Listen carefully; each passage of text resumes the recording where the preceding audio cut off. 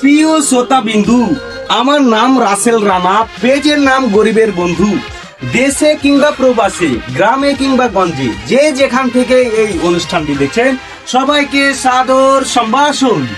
আরেকটি বিষয় জানবো, আমাদের গোলাম সরওয়ার জাহান ভাই, যত কন্টেন্ট ক্রিয়েটার আছে ঘোরাঘাড়ির মোটামুটি ভাবে আমরা উপস্থিত। তো গোলাম সরওয়ার জাহান ভাইকে কিছু বলার জন্য আমি বলছিলাম।